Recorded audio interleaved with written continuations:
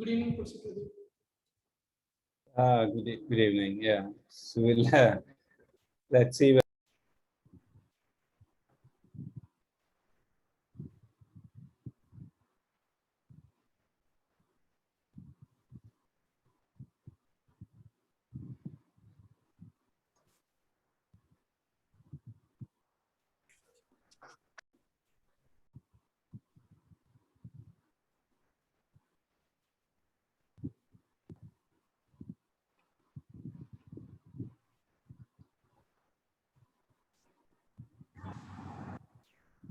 Good afternoon, sir.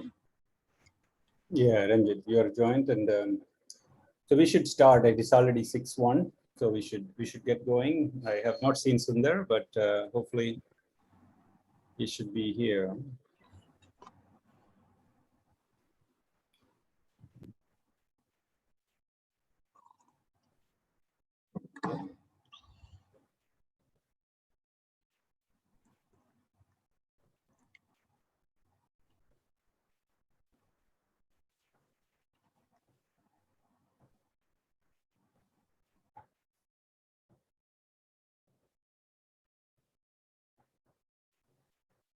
So it will be nice if you can give a 5 minutes brief, the overall idea or objective that you have in your mind. Yeah, sure.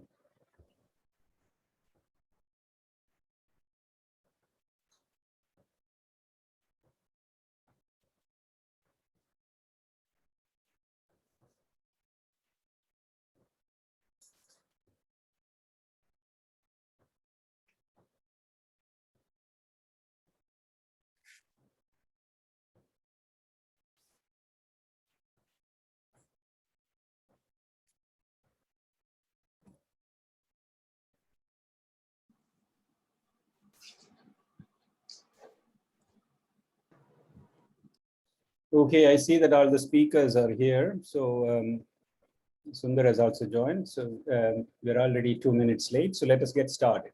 The idea of so welcome to this edition of interactive session that we have started many such interactive sessions, and several of them disappeared. And so I thought that it's better to have this interactive session with a 1-year agenda. And not a 1 month agenda or 2 month agenda. So we have a nearly 1-year agenda now, and we will, of course, it is circulated, and more people are needed to ensure that this activity is running. The objective of this is that as we are as an institution of eminence, and many of us are doing substantial, reasonable quality science. There is how to enhance the quality of the science.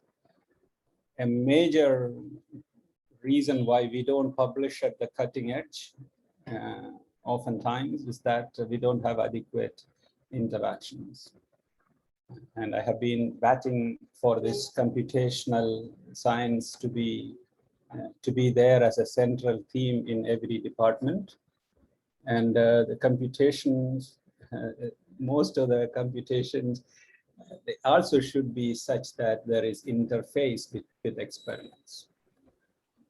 And one important way by which such interactions can be strengthened is by knowing what we do.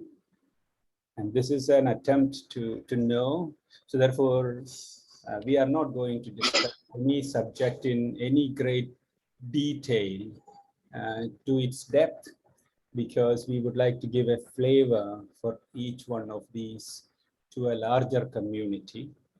So we know, well, if there is a problem of this kind, there is Ranjit Nanda to go to, or there is Etiraj Mani to go to, or Madhav Ranganathan to go to. And in the reverse way also, there are some people. That was the idea of this. Of course, all our antenna are pretty long range, so all of us have many different connections as well. So one can, of course, hand this. Kindly mute all your microphone. Okay. All right. So I'm going to, with not much of much more, I have already taken, now we are at 6:05. So we will get this going right away. So maybe it is about 20-25 minutes or something, and then about 5-10 minutes of discussion, followed by the next speaker. That is how we will go. And the idea will also be to pose some pointers and some questions at the end. So I'm going to share a screen and share with you today's discussion. So I thought I will talk to you about one of the major themes going on in my research group in the context of this is atomically precise clusters. And the subject of molecular clusters is very old. Something like the word cluster today we attribute to Boyle. So it is Robert Boyle, so very old. But at that point in time, cluster was not molecular, and molecular clusters came along with molecular tools. Very many important molecular tools came. Today, in the recent past, just in the past 5-10 years or something, we have this tool called mass spectrometry, with which the solution state large particles that can be measured with its mass. And this is called mass spectrometry. And these mass spectrometers have also evolved in time with very many developments. Mass spectrometry won 4 Nobel Prizes, so it is a very large subject area. But most important thing is that today we can see large particles, proteins and all that people do quite extensively for the past 20 years. But molecular material systems, mass spectrometry at that length scale, at that size scale has become possible today. So here is not all that big. Here is a 25 atom gold molecule. I call this a molecule because it is molecular in all its characteristics. And that is a mass spectrum giving you some mass number that you can see here. And with this molecule is with some protection. And in the course of this discussion, I will use this as 25, AU25. But disregarding that kind of a terminology, disregards all these ligands and protection that around, I'm disregarding that. So you can synthesize this in the laboratory. There are many such clusters that we make, and we crystallize them. This is one kind of subject, and that is what I'm going to speak to you. But I must also tell you that our science is also making advanced materials, going into products and building organizations around it. The next other, of course, there are several other related areas in this. We also build instrumentation. So that instrumentation allows us to explore ice. In this particular case, atomically precise, molecularly precise layers of ice can be built. And we make clathrate hydrates in ultra-high vacuum. This particular paper, one of these papers, the most recent of these, was done with Rajneesh, who is also here in this team right now.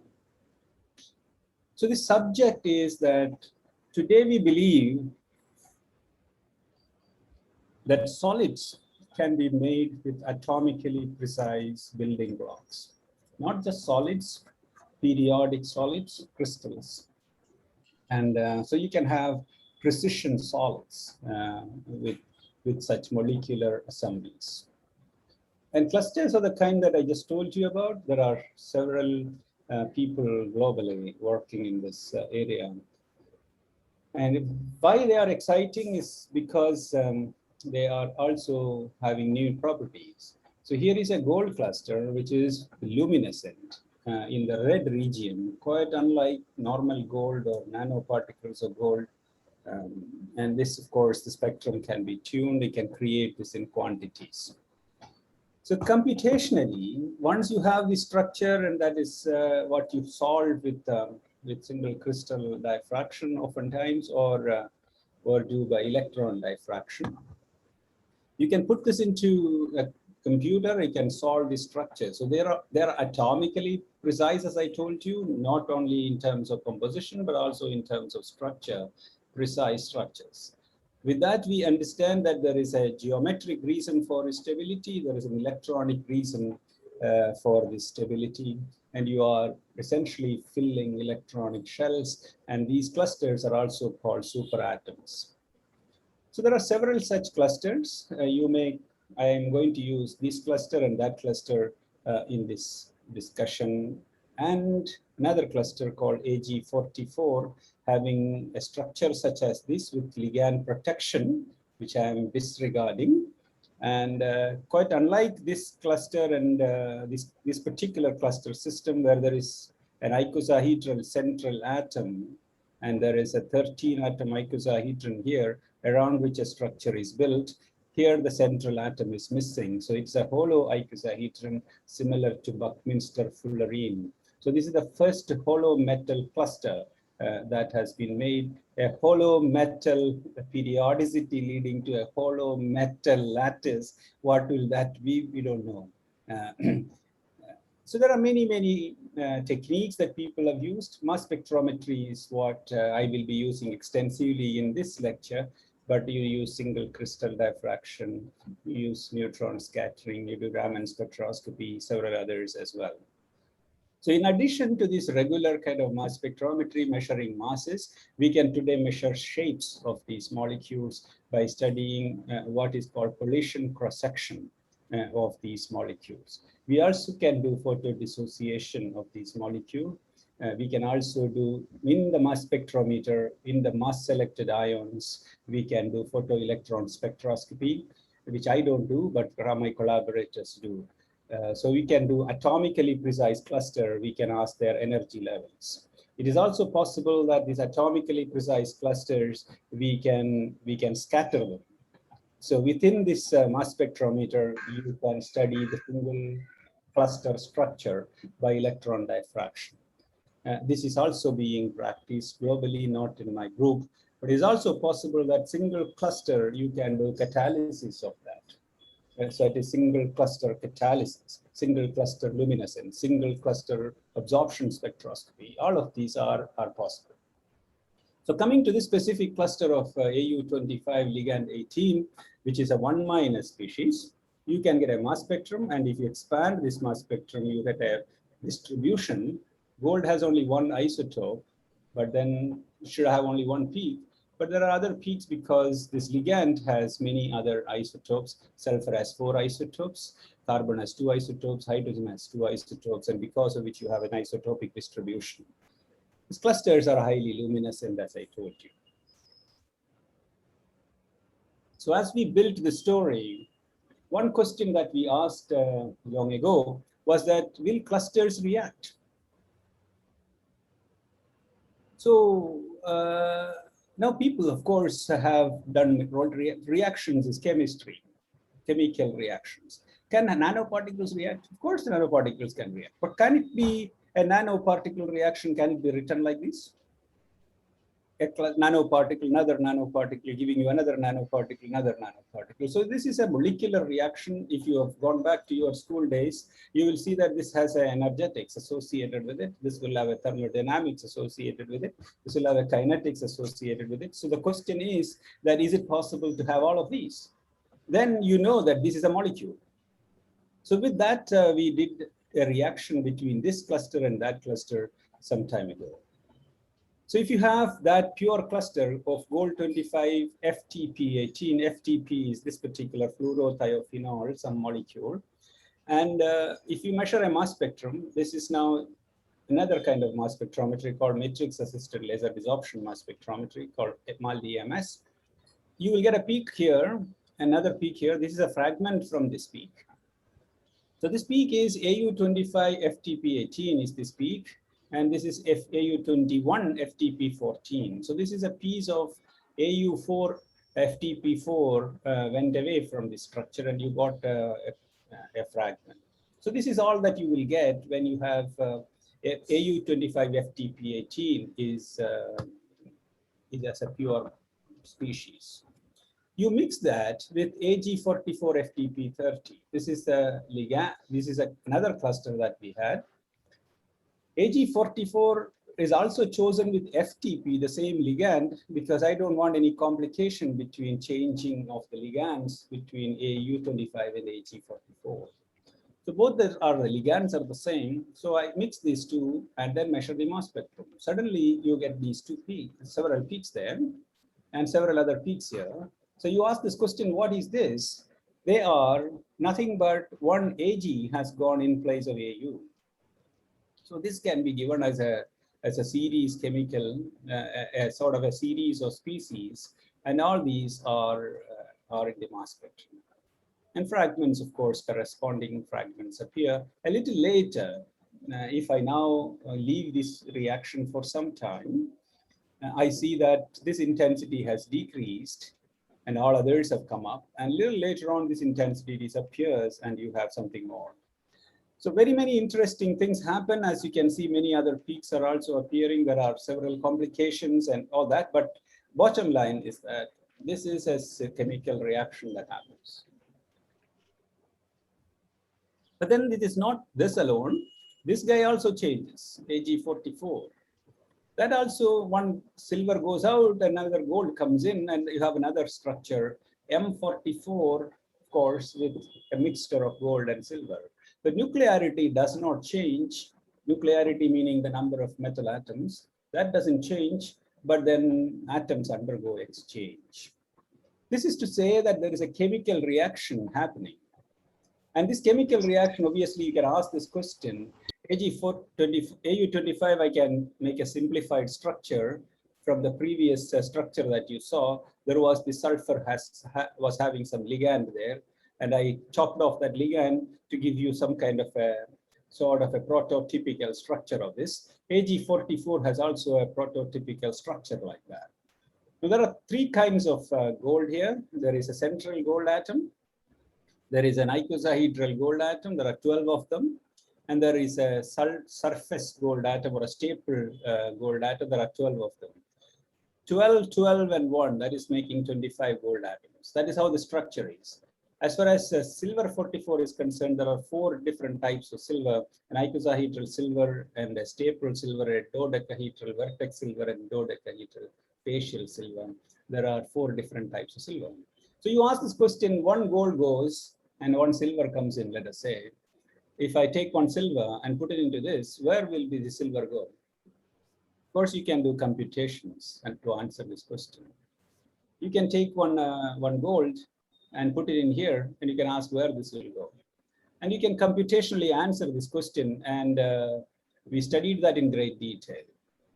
And we find that, well, this is all the enthalpy calculations that we compute to say that when one gold goes in and it is put into the icosahedral position, and correspondingly one silver is put into the icosahedral position, when gold is put into the icosahedral position of 44, if that is the reaction product that we have, AU25 plus Ag44 giving you AU1 Ag43 and Ag1 Au24, if you have that chemical reaction, it will be such that only icosahedral golds will be replaced, and that gives you maximum, well, that is the maximum enthalpy that you have, and all others are either this is negative in energy, or others are either positive in energy or less negative in energy. So this is what happens, and you can study this in great detail, and you can do 2, 3, 4, etc. substitutions. And it is also possible that in this kind of a structure, which is Ag44, you can essentially change just the central 12 atoms alone. You can have atomically precise substitution in Ag44 structure to result in Au12 Ag32 as a structure. Only these and nothing, nowhere else you can do. And you can create such reactions and studies and all that, which we do. Now think about an experiment. Ag25 and Au25, if you do this chemical reaction, if you now recall the previous experiment of 44 and 25 reaction, now here is 25 and 25. One is gold 25, another is silver 25. So you measure the mass spectrum Initially, you have 0.25 to indicate that this is only gold 25. There is no silver in this peak. And here is silver 25. There is no gold in this peak. These are the two peaks that you get in the mass spectrum, and that is all that you will have initially. But just after mixing, suddenly these peaks appear. And I told you the reasons for these. And these are the peaks that appear. And between this and these, the intensities are different, although their concentrations are equal. The intensities are different because there is a difference in the ionization probability of this and that. But little later, if you mix this now, suddenly a number of peaks appear, and some of these peaks have greater in intensity, and that is because they have greater entropy contribution in the overall energy. Now, once you do this particular mixing, suddenly they come up, these products come up. That is to say that these two clusters come together and form a dimer. So can you really see that dimer? Of course you can see that dimer, and that is a dimer that you see in the mass spectrum. And that dimer, this is 1 minus, this is 1 minus, the dimer has 2 minus, and we can study the charge, we can study the mass separation, we can do a number of things to prove that this is what it is. And that dimer, which was originally in 2 minutes of this reaction and gave you a large number of other clusters. So it is this interaction between these two different type of clusters, and they come into atom exchange distances, and atoms between this gold and silver, they exchange, and then we can study which bond is breaking, which bond is opening up. We can create the mechanism, as chemists would call, and that can be built or can be studied. Now, you can do an experiment in very many ways. You start with gold, silver 25, and add gold into it. A tiny bit of gold is added, and several silver is substituted with gold. You get an equilibrium distribution, and add a little more gold into it, you get another equilibrium distribution. A little more gold 25, a little more equilibrium distribution. You can take this entire composition all the way to this. And you can take this composition all the way to this, which means that one atom at a time, you can do substitution. This whole thing is not that you're changing gold to silver or silver to gold, this artificial transmutation. All that I'm talking about is atom exchange is possible. There are many other processes happening to account for the mass balance, etc. That's a different thing I'm not touching upon.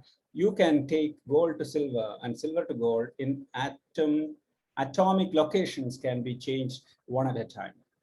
I will skip this particular thing. So how do we understand this?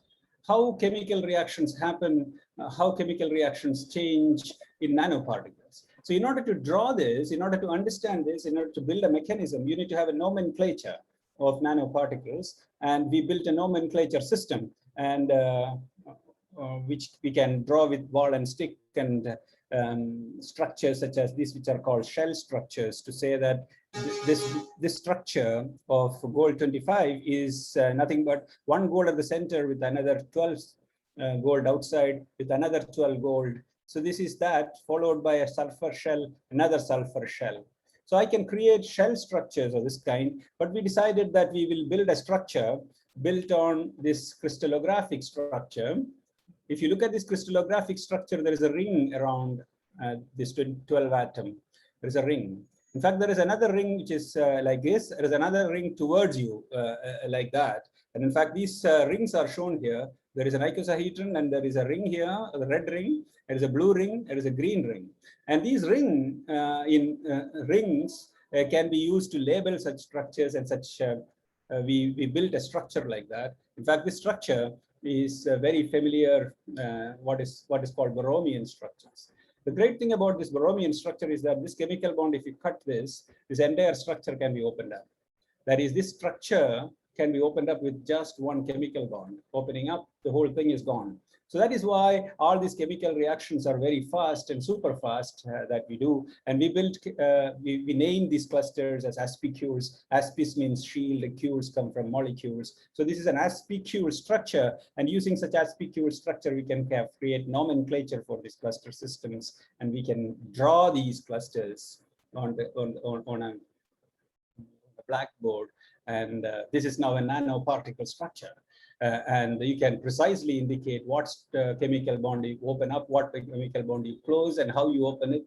So you can create mechanisms, and it is not just the small clusters. You can build such things for larger clusters, and you can create labels for it. You can do this for optically active clusters, many things that we can do. Okay, so bottom line of this is that clusters interact in solution and create dimers. And these dimers can exchange atoms, etc. So we detect these dimers in the mass spectrometer. So very exciting new development in this area is that I just told you that atoms exchange, atoms react by forming dimers, etc. So is it possible that you can study this entire kinetics of this in great detail, and can you have kinetic modeling? Can you have rate constants? Can you predict this? For example, nanoparticle reactions leading to certain kind of products. How much of product? Can you predict it? If you know chemical kinetics associated with it, you can predict it. Can you have chemical kinetics? Yes, we have. So this is this paper that we have just under review. So this is the cluster AG25, which changes in this composition like that to form some dimers, etc., some products at the equilibrium of 36 minutes. And this is AU25 going in this direction. And this entire thing can be modeled. And this is our computational model that we build, exactly matching what we have. We have rate constants, etc. And all your chemical studies that you have done, consecutive reactions and all that, can be modeled in here. One cluster, it is decreasing in concentration, and one atom exchanges from this 25, one atom exchanges and it becomes Ag24 AU, and that composition increases and decreases. From this, another atom exchanges, it increases and decreases. From that, one more atom, one more atom, one more atom, one more atom, and it finally leads to an equilibrium composition, and we can model this entire. This is experimental data, but we can model all that. Okay, so I'm going to miss all that to tell you that chemical reactions in atomically precise cluster systems is a very interesting subject that we have introduced in this area. So I'm going to take another 5 more minutes or something. We started at about 18.7 or something, 18.6 or whatever. So what I said was that atom, cluster and cluster interact. So if cluster and cluster interact in just like water and water molecule interact and exchange atoms, cluster may be exchanging atoms. So this is called cluster dynamics. So can we see this cluster dynamics? So in order to do that, H and D, let us say H2O and H2O interact and they give you atom exchange. How do you prove that? You prove that with H2O and D2O. To say that H exchanges with D and then create HBO. So how do we do this experiment in the nanoparticle? So we study that with isotopically resolved nanoparticles. So here is silver 25, but silver has 2 isotopes, unlike gold. I have 107 silver and 109 silver. This we can make in the laboratory. So this is 5142 is the mass of this particular entity. This mass is 5192, 50 mass units more, as you would expect for 2 atom mass difference for 25 atoms. So these are 2 different compounds that we have in the laboratory. So that is a pure compound, this is a pure compound. You mix these 2 together, suddenly in just 2 minutes, this whole thing becomes this. And this is completely gone, this is completely gone. This is like H2O and D2O becoming HBO. So this atom exchange, how is it happening? There is no energetic reason from enthalpic reason, but it's entropy that is driving it. How much is that entropy? Of course, you can calculate that. But you can, when these 2 clusters interact, the first mass spectrum that you measure, that you can measure in our mass spectrometer, is after 15 seconds. So this is what you have. In 20 seconds, 25 seconds, 30 seconds, this whole thing is gone. So we can now study kinetics. Of course, this kinetics is quite fast, can't study that in our mass spectrometer, but we can study this kinetics with another cluster system where the reaction is slower, so kinetics can be modeled. And we can get all these rate constants, and we understand that atoms interact and then exchange atoms, and these atoms from the surface exchange atoms, go to the interior, and then they equilibrate, and we can see all that. I'm coming to the end of this particular talk to tell you that clusters can be assembled on nanoparticle and give you complex structures of this kind, giving you complex properties. And we create very many structures of this kind, which can be modeled. Now, open questions are too many. How would nanoparticles react? How would atoms exchange so fast? Very fast, super fast. And are there tunneling? What are the properties of such alloys that you create? Can you create high entropy alloy clusters? With every atom different, is it possible? Structure, properties, and dynamics of ligands. Nanoparticles on viruses, can we create such entities and create atom-resolved viruses? Atom-resolved structures of nanoparticles can be really large nanoparticles, 3-4 nanometer particles, like my namesake Pradeep is here. So maybe it is possible to create atom-resolved structures of nanoparticles. Such structures for macromolecules may be very interesting. With all that objective in mind, is one of the objectives. We are now setting up this cryo-electron microscopy facility in the institute with several other people and several other problems in structural biology and all that. Thank you very much, and that is the time that we have. I have finished this in 24 minutes. If you have questions, go ahead. Professor Pradeep, I do have one question. So what will be the typical velocities of these clusters when they are colliding with each other? Well, these are solution phase reactions, so these are thermal velocities. Okay. So I told you about solution reactions. Of course, they can be colliding in the gas phase. We can control the velocities, all that. That's another set of experiments. Thank you. Professor Pradeep, this is Idayaraja here. It's a fascinating talk. Thoroughly enjoyed and also learned some new chemistry. Okay, the question I had was, so I like the idea that when you have a pure cluster, when you mix them, you get a composite cluster, which is due to entropic origin. So that I think that looks very possible, possible as well. But that is isotopically resolved. The other, if it is not isotopically resolved, then it is going to be enthalpic reason as well, as you know. Yes. So now I'm wondering, suppose instead of starting with the clusters of two isotopic elements, if you actually create these clusters in situ together, so that means you start with the AG107 and AG109, and then you let them form in situ. Then if entropic reason is the possibility, then you shouldn't be getting pure clusters in such an experiment. So have you tried that experiment? Yeah, that gives you only mixtures. Yes, isotopically mixed. So that would be an additional argument to say that it's entropic. Sure, of course, yes. And the other question is, so when we looked at this semiconducting 2,4 nanoparticles like cadmium sulfide, zinc sulfide, so what you do is you take these nanoparticles, which is about 5 to 10 nanometers, and then you add, let's say if you take a cadmium sulfide and then you age this solution with zinc salt. And people shown that actually then it just etches away the cadmium from cadmium sulfide and it replaced by zinc. So that's a very classical problem. A lot of people have worked on that. So you can basically start with easy to form cadmium sulfide, and then you can exchange with so many, you can make it lead sulfide, you can make it zinc sulfide, you can make it mercury sulfide. You could cation exchange.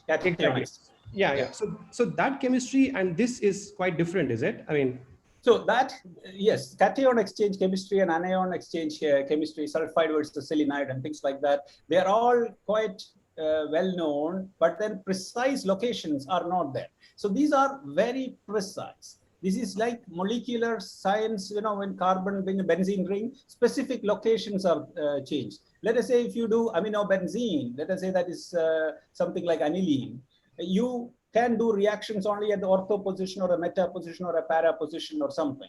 So these are precise atom precise reactions that you can do in precise locations, giving you precise compounds. Right. So one last question is, it also looks the capping agent that you have for the cluster also matters. Because absolutely. Okay, so that means some of the kinetics that you showed could not be general for all type of ligands, but should be specific for those set of ligands. Am I right? Absolutely. So if I were to lock the sulfurous atoms with something called a disulfide, I cannot move the silver or gold from that. So these kinds of studies we have done. Of course, where it stops and what it does and all that, there are very many interesting possibilities there, a lot of computational possibilities. Very nice. Thank you very much. Thank you. Hey Pradeep, I have one quick one. Yeah. So when it comes to the applications, any thought about using some the catalysis, using some of your clusters and trapping them? Yes. And you think it's very much feasible to do it? Yes, with let us say with copper containing thing, you can do hydrogen evolution. You can do a better catalyst or make a better catalyst. People do that. There are good kind of fluorescence or luminescence related applications in biolabeling applications. There are oxidation catalysts with gold that people do. So by and large, as you said, catalysis is one thing. And bio-related applications is another thing. Some kind of solar energy harvesting and all that we have done, but that is really quite unlikely to start because gold and silver and all that people may not use. Yeah. And do you think that could be kind of a quantified thing, catalytic thing, using this thing, your nanoclusters? Yes, of course. Yes. Yeah. Okay. Right. Okay, good. Thank you. Yeah. Colleagues, if there are there more questions? So I may ask a small question. On these clusters, from a electronic structure point of view, when I look at it, I love to look at the electronic states, the electron eigenstates. Yes. And in my view, they really affect the transport phenomena or any other properties that you observe in these clusters. So is your group involved in looking at those stuff? Very much, very much. So these are the properties that are evolving in this particular case. To some extent, magnetism has been studied. Transport properties have not been, conductivity and all that have not been looked at in great detail. But a few such cluster crystals, people have looked at Coulomb blockade and such phenomena. So this is something that we can certainly look at now that crystals are really available and contacts are possible, and Soumyo and others in this group, they all are having such capabilities. Yeah, Venkata Krishnan and others. Okay, I think we should move on for want of time. I'm just sort of the objective was to trigger some enthusiasm and things like that. If there are questions, we can always come back as well. And shall we start with Madhav? Yes, please. Madhav, yeah. I'm handing over to you at the right time, okay? So okay. Please give this back in 30 minutes. Okay, sure. Including questions I'm talking Okay, about. sure. Okay, go ahead and I am stopping. Yes. Okay, I'll share my screen. You may want to spend 1 minute introducing you, okay? Yeah, that's fine. Okay, so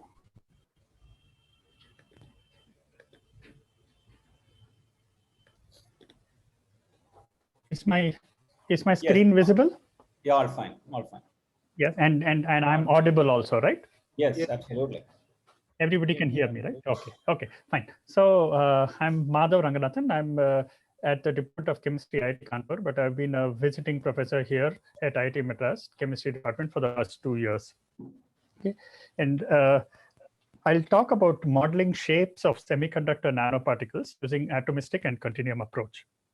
Okay, so historically, the shapes of single crystals has been a problem that has intrigued people for many years. Okay, and if you take single crystals, okay, so this is a KDP crystal, and you can see compared to an apple, it is huge. Okay, it is a single crystal, and this is a magnetite ore, okay, from Zanskar Valley.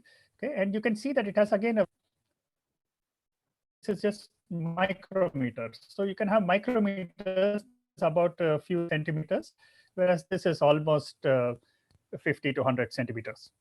Okay, so you can have crystals of all sizes. And what is interesting is what governs, these are all single crystals, and what governs the shape. Okay? And historically, crystal shapes have been looked at from the point of view of mineralogy, okay, because these have been observed in the earth in various locations. And so mineralogists have been very much interested in these crystal shapes. So what governs the shape of single crystals? Okay, and let me emphasize, these are single crystals, okay? They are not polycrystalline materials. And for now, we will take them to be perfect single crystals, that is without dislocations. Okay. So the technique to theoretically calculate the shape of a crystal is called Wolf construction. Okay, so Wolf construction gives a crystal shape. So the basic idea is that the outer shape of a perfect single crystallite is closely related to the surface free energy of different facets. Okay, the crystal adopts a shape that minimizes the total free energy for a given volume. And when I mean free energy, we basically mean the surface free energy. So this is called a Wolf plot, where you do a polar plot of the surface free energy, okay, as a function of orientation, and basically you find the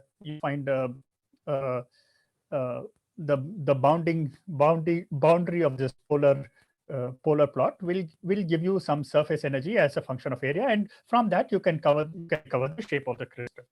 Okay. So the idea is that if you know the surface free energy as a function of orientation, okay, then you know the shape of the crystal.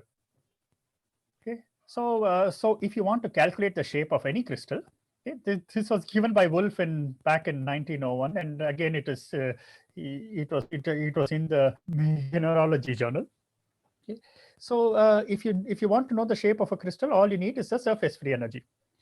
Okay, now this seems like a very good thing, because once you know the surface free energy of different orientations, you just need to know the surface free energy of different orientations of the crystal, and then you can calculate the shape. So it seems like a very good idea, but at the same time, this is sort of restating the problem. Okay, what governs? Then you can ask, how do you know the shapes? How do you know the surface free energy? So it says that knowing the surface free energy as a function of orientation is as good as knowing the shape of the crystal, and so it sort of transfers the problem to knowing the surface free energy as a function of orientation. Nevertheless, I mean, this is a very good guiding principle for crystal shapes. Okay, and this is the equilibrium shape of a crystal.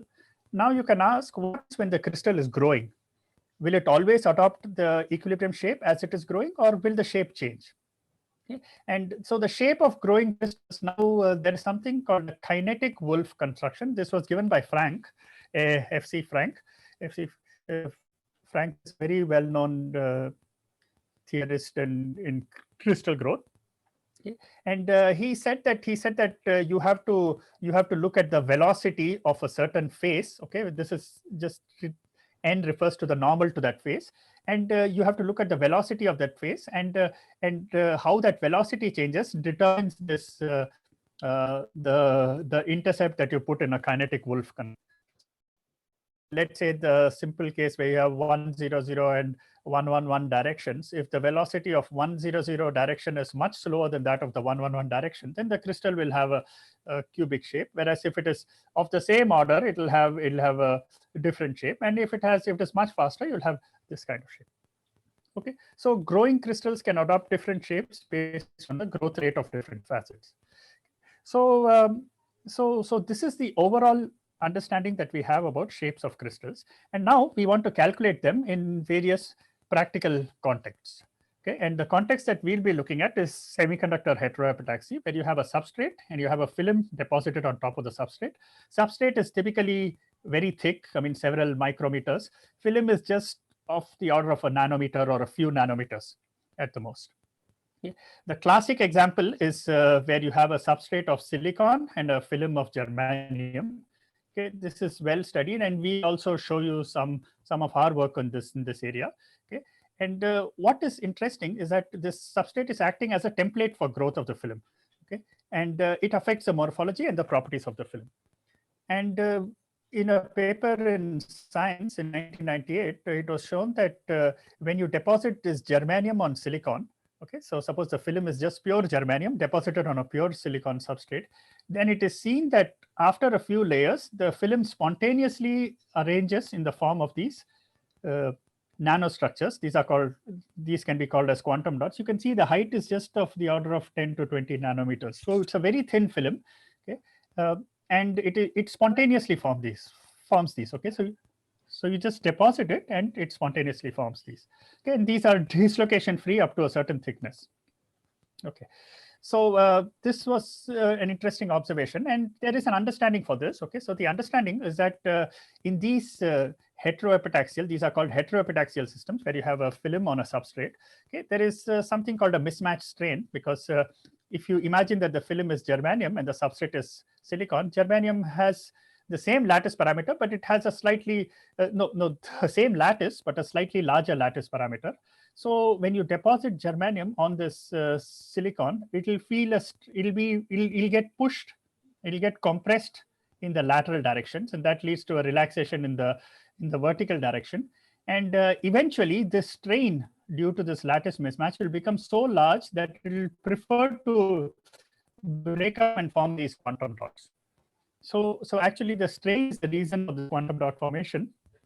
And there are theories. There is something called an instability theory, which says how much the surface energy and the denominator is related to the mismatch strain. How these two combine and decide the typical size of the quantum dot. So lambda ATG is the wavelength of the ATG instability, which tells you how big the quantum dot should be, and that is controlled by the surface free energy, which basically tries to keep the film flat, and the mismatch strain, which tries to break into these kind of quantum dots. Okay, so these islands are called as quantum dots, okay, because they have quantum effects.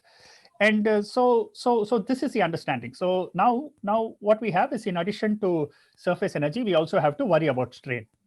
Okay, and so in quantum dots, there are on GE on SI, there are two kinds. There is pure GE on SI. Strain is 4%, so the mismatch is about 4%. Or you can where you take an alloy of germanium and silicon and you deposit that on silicon. And by changing this X, that is the composition of the alloy, you can actually tune the strain. And it is said that more than 1 to 2% is considered very high. At this point, we're just looking at the phenomena of what happens and trying to understand it. Okay, so now look at this system. This is silicon 0.7, GE 0.3. This was an article published in 2005. Okay, and what they have shown is that as you change the growth rate, the rate at which you are depositing this film. So you're depositing a film of silicon 0.7, germanium 0.3 on silicon 001. As you change the growth rate, you change the temperature, and you change the thickness, you get a wide variety of nanostructures. Okay, so you get pyramidal dots, you get dome dots, you get dense ridges, discrete molecules, dense molecules and dots, wires, dots and molecules. I mean, just an amazing variety of nanostructures just by changing these conditions of how fast you're growing them, what is the temperature of growth, and what is the thickness of the film. Okay, no change in no change in what you're depositing. Every time you're depositing the same species. Okay, but just by changing the rate of deposition, the temperature and the thickness, you get a wide variety of nanostructures. Okay, and there is one of our goals when we started working on this was to actually explain this diagram and try to understand what is it that controls all these features. Okay, and we can say fairly confidently that right now it has taken quite a while for us to develop the theoretical and computational understanding for this. Okay, so there are two approaches in theoretical modeling I'll be talking about. One is called kinetic Monte Carlo simulations. These are lattice-based kinetic Monte Carlo simulations. This is an atomistic approach based on surface diffusion simulation. And this is more typically we use in the high strain case where you have germanium on silicon. And the other is the continuum evolution equation. There's a mesoscopic approach which is used in the low strain case. Okay, where silicon 0.7, GE 0.3 on NSI 001. This is an example. Okay, so in these cases we use the continuum evolution approach. And okay, so in both these methods you need surface energy input, for which you have to go to ab initio simulations. Okay, but I won't be focusing on this part. I'll just be taking the surface energy and trying to calculate the shades. Okay, and in addition to surface energy, there's elasticity, that is elastic strain energy, and that is the most time-consuming part of both these calculations, both these methods. Okay, and we have sort of independently been developing these two methods over the past 10 years. Okay, so just to give a perspective, I mean, when we say theory, then people have different ideas. There are people who think about quantum mechanics, okay? And quantum mechanical theory generally works at very small length scales, maybe a nanometer to or a few nanometers to and it works on the time scale. I mean, if you're doing a dynamic evolution, then go maybe to picoseconds. Okay, then you can go to slightly larger length scales using something called classical molecular dynamics. Okay, MD stands for molecular dynamics, and you can go to maybe if you have good computers, you can go up to several nanometers. You can go even in nanoseconds. You can even go up to a microsecond if you run your calculations for long enough time. Then the other approach that we are talking about is kinetic Monte Carlo, lattice-based kinetic Monte Carlo, and this can go all the way from the length scale all the way to, I would say, tens of nanometers. Okay, it can go to hundreds of micrometers, but it can go the time scale. It can go all the way to the time scale of seconds. Okay, and finally, there's a continuum approach, which is good for micrometer sized evolution of structures at the scale of micrometers, but it can again go to very long time scales. Okay, now all the nanoparticle growth takes place in this time scale. That means we look at nanostructures that are of the order. The evolution is typically okay, and therefore for this problem. Okay, so let me carry on. So I'll be talking about these two methods, Kmc and Continuum. So let me talk about Kmc first, very briefly. Okay, so we use something called a solid on solid model we actually model the deposition and diffusion of individual particles. So we look at the deposition, we look at the diffusion, and we look how they combine with each other. So the red particles you can think of as germanium particles.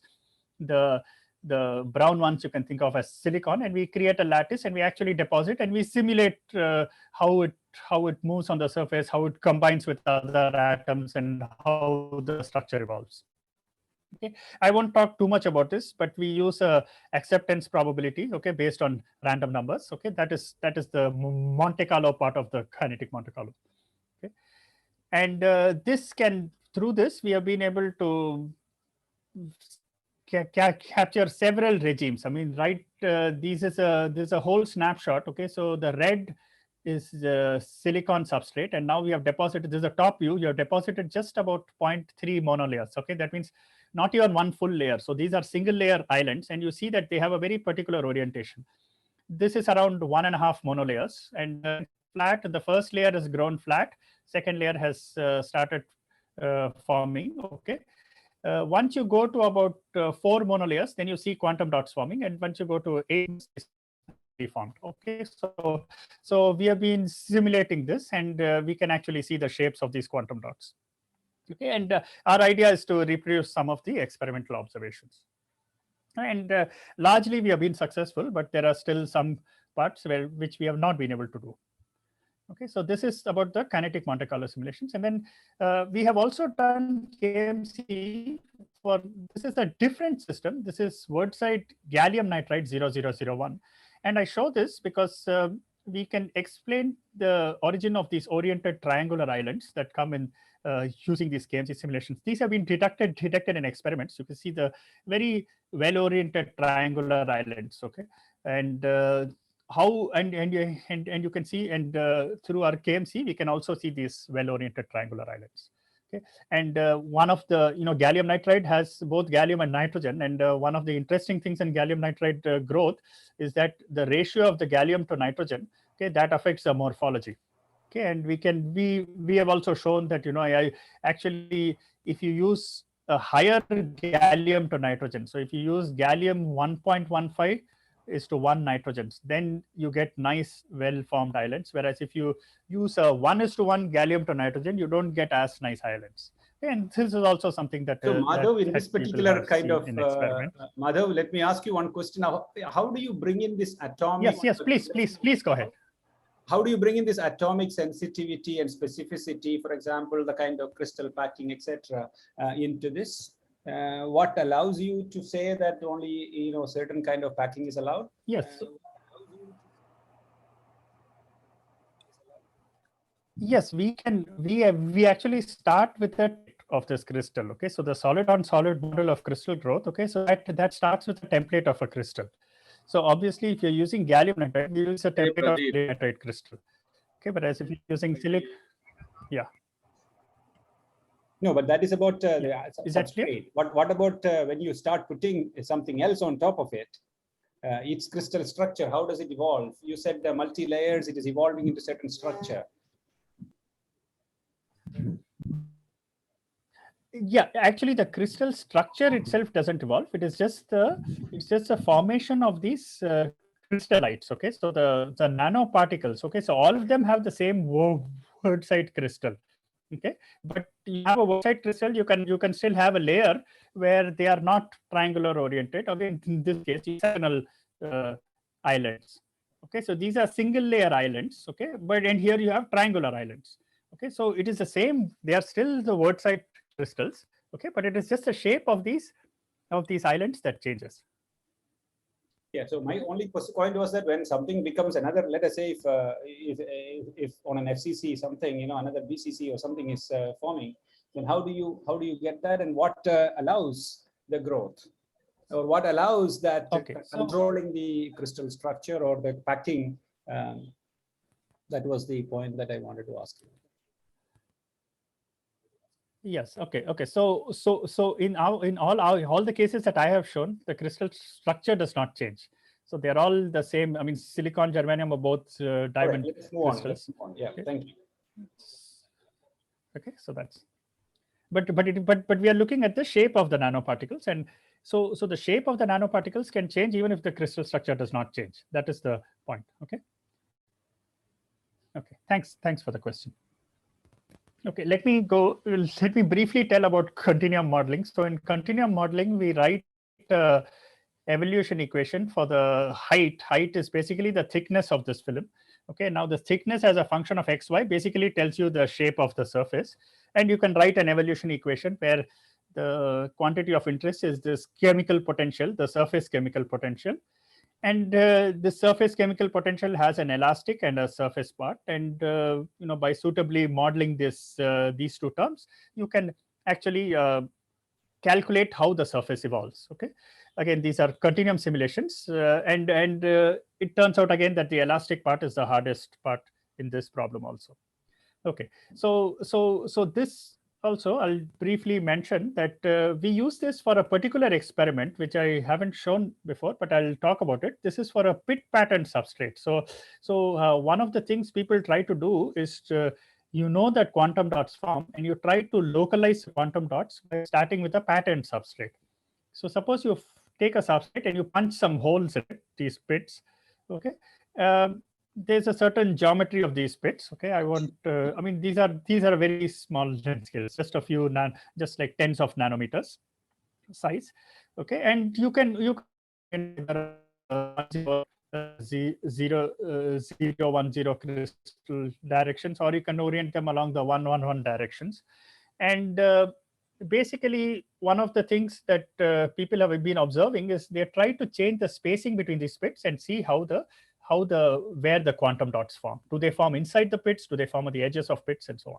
Okay, and this was an experiment that was done by Floro in 2016, where they found that the pits go from the bottom of the quantum dots form inside the pits if when the spacing is 1.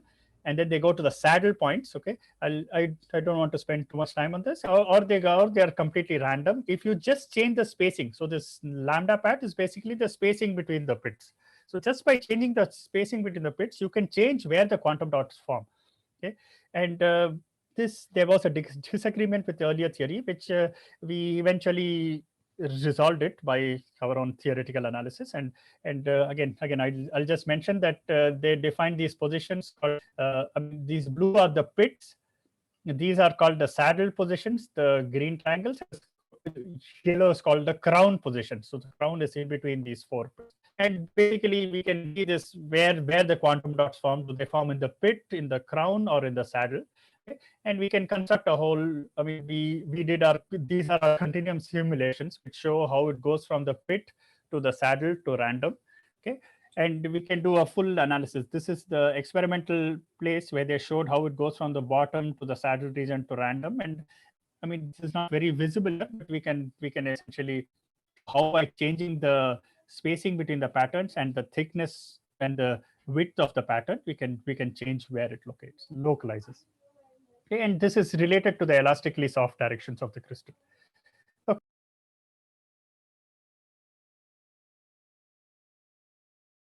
Madhav possibly had a power cut. Yeah, I already have 2 power cuts in last half an hour. Yeah, so Madhav is coming back. Okay. Yeah. Is it visible now? Yeah, it's okay. Yeah, it's okay. Okay. So I'll just mention this last thing that we had done, this quantum dot molecules. Okay, so these are 4 quantum dots around a central pit. Okay, and these are called quantum dot molecules, which were observed in experiments. And we did basically calculations again using continuum methods where we could simulate these quantum dot molecule formation. Okay, and this was the first theoretical work that showed this quantum dot molecule formation. And again, we have done a lot of analysis of this, but basically the important thing is that these quantum dots formed in something called a molecular beam epitaxy chamber. Okay, and the beam intensity fluctuations, they play a crucial role in the formation of these quantum dot molecules. Okay, so with this, I will conclude, basically that we have seen a rich variety of nanostructure formation in heteroepitaxy. And we have shown both kinetic Monte Carlo and continuum dynamics to study these nanostructures, and all these methods are programmed and developed in our laboratory. Okay, these are not there isn't a regular software. We have to develop all these methods. So with that, I'll stop here and I'll take any questions. I think there are a few minutes for questions. Very nice talk. We will. I have. In the meanwhile, I wanted, after talking to you sometime earlier, I wanted Sugi, who is also in this call, to show you one of the crystals that she has prepared in the laboratory from atomically precise clusters, showing you some interesting morphologies. I wanted to see whether it is possible to be simulated. Maybe at the end, by the end of Sugi, if you are there, I would like you to locate that particular kind of a bowl kind of a crystal that you had created, of something that some kind of a stone kind of a structure with some cavity in the middle. So if you can do that. I suppose there are questions, and I will not be asking because I had talked to Madhav earlier. So let us save some time. And Chaitanya, you have a question. Thank you. Yeah. So, Professor Madhav, I have only one question. So, how are you calculating the atomic interactions here? Like how the forces are governed in general BOMD or MD? Like in the case of classical MD, we use the force field parameters, whereas in the Born-Oppenheimer molecular dynamics, they will be calculated based on the Hellman-Feynman theorem. But in the KMC model, how are you calculating the forces? How the atoms are moving and how they are forming these structures? Yes. So I mean, this is a Monte Carlo. So basically, the atom hops from one side to other, and you need the barriers for those hoppings. Okay, so you need a barrier for hopping from one lattice site to another. Okay, and so the fundamental process in KMC is hopping on the surface from one lattice site to another, and what you need are those barriers. Okay, and KMC need of the barriers. Okay, so if you don't have the barriers, you cannot do KMC. Okay, we don't calculate the barriers. You need the barriers as an input. Okay, and there are a variety of ways to do it. I mean, in the case of gallium nitride, we actually calculated the barriers by a quantum mechanical calculation. Okay, so we calculated all the surface hopping barriers and put them in a KMC simulation. Okay. In the case of silicon germanium, we used the barriers that other people had calculated. Okay. Thank you. So, maybe may I continue what Chaitanya was asking, Madhavan? So I think Chaitanya was asking that the potential field in which your crystal system grow, how do you decide that potential field? There's, I think, the barrier comes into picture, right? Yeah. So the thing is, I mean, in this continuum model, okay, so we are looking at the surface evolution, And the surface evolution is governed by, I mean, in a continuum theory, you can say that it's described by a surface chemical potential. So you need to provide that surface chemical potential. Okay? And in order to derive that surface chemical potential, you need to do ab initio calculations, and they derive those. Because so that is where the picture will come when you grow one crystal on the top of the other. The interfacial interaction will come into play. So how that will be taken into account sometime. Yes, that is also through this ab initio calculation. I mean, you have to. All these are again inputs to the KMC simulation. Okay, so we don't calculate them during the KMC. Okay, you use them as an input. Okay, and you use other techniques to calculate them. I think I mentioned it briefly here. I mentioned that surface. No, I mentioned it right here. Yeah, both methods need inputs of surface energy from ab initio simulations. Okay, so we need that input. Okay, and once you have the input, then we want to see how the surface evolves. Okay, so because we want to study the surface evolution on the time scale of seconds, and so calculating those forces that move atoms is not going to be very useful. Yeah. Okay, Rajneesh, you had a question? Yeah. Can I? Yeah, Ediraj.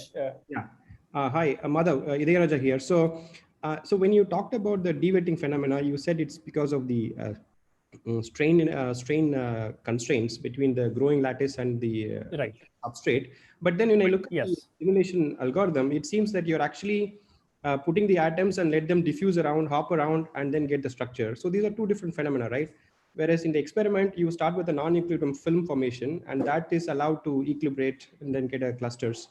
Whereas in the simulation, you're kind of injecting particles at a particular rate, and then the depending upon the relative rates of injection of particles and surface diffusion creates the structure. So aren't they different?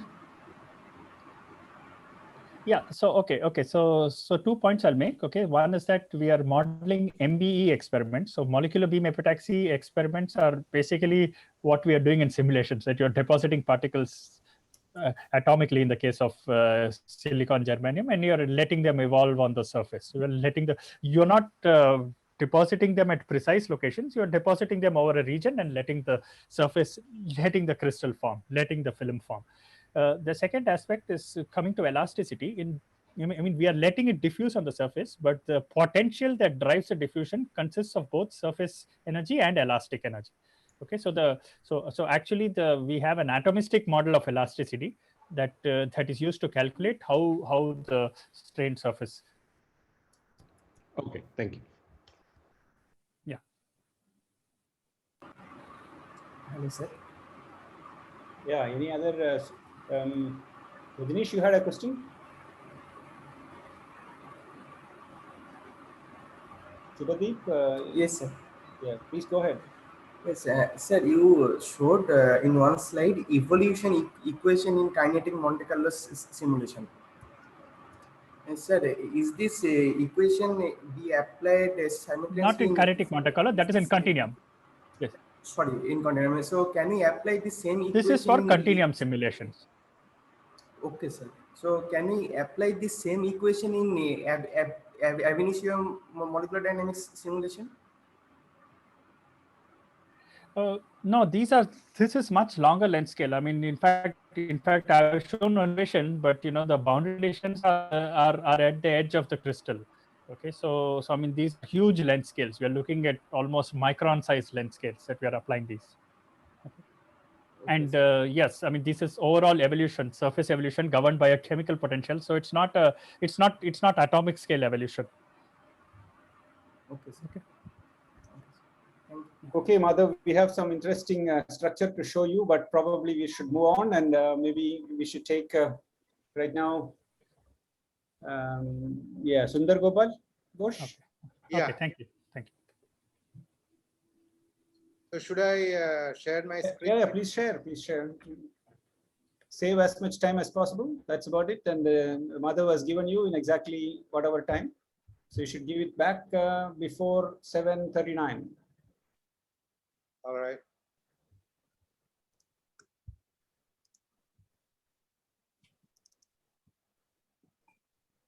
Okay, not yet So full screen.